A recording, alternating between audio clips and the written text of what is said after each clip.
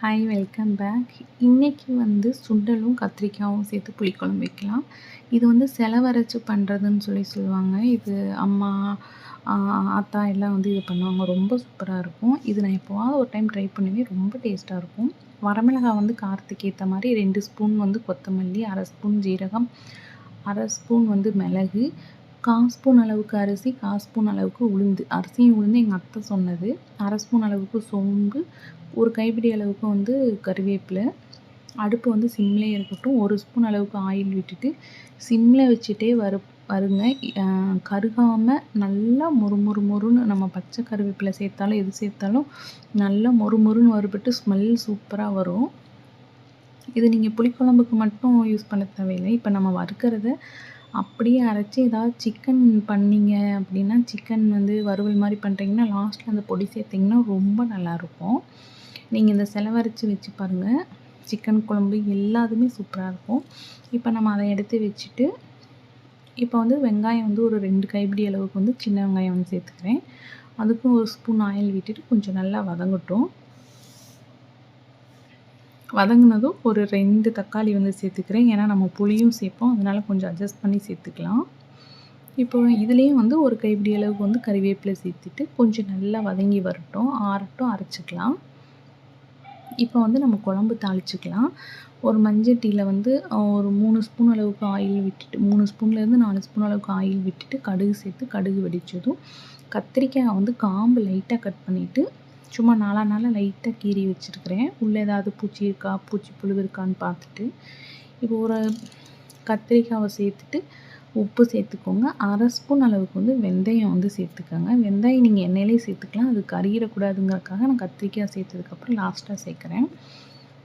இப்போ கொஞ்சம் நல்லா வதங்கினதுக்கப்புறம் ஒரு 2 லெமன் சைஸ் அளவுக்கு புளி கரைச்சி வச்சுருக்கேன், அதை ஊற்றிக்கலாம். இப்போ இதை மிக்ஸ் பண்ணிவிட்டு க்ளோஸ் பண்ணி இது நல்லா கொதிக்கட்டும். அதுக்குள்ளே நம்ம மசாலாலாம் அரைச்சிட்டு வந்துடலாம். ஃபஸ்ட்டு இந்த செலவெல்லாம் இருக்குல்ல, நம்ம கொத்தமல்லி, வரமிளகாய் எல்லாம் அதில் ஒரு 1/2 ஸ்பூன் அளவுக்கு மஞ்சள் தூள் சேர்த்து அதை கொஞ்சம் நல்லா பவுடர் மாதிரி அரைச்சிட்டு, அதுக்கப்புறம் வெங்காயம், தக்காளி எல்லாத்தையும் வதக்கியிருக்கோம்ல, அதையும் சேர்த்து அரைச்சிங்கன்னா நல்லா பேஸ்ட் மாதிரி அரைப்படும். நீங்கள் வெங்காயம், தக்காளி அப்புறம் அந்த செலவு எல்லாம் ஒன்றா போட்டு அரைச்சிங்கன்னா குறைன்னு தான் இருக்கும்.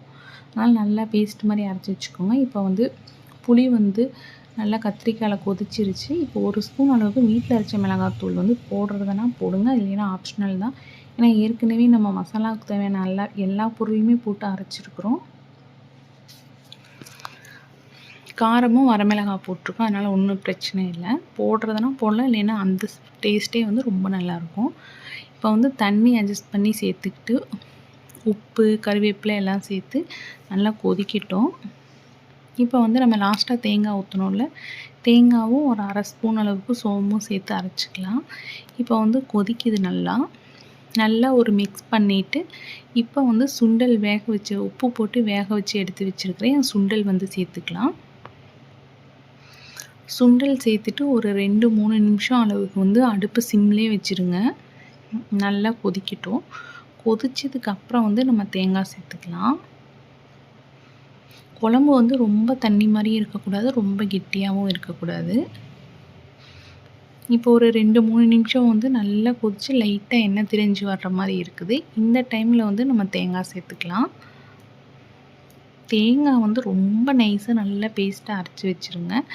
தேங்காய் சேர்த்து ரொம்ப நேரம் கொதிக்க விடக்கூடாது.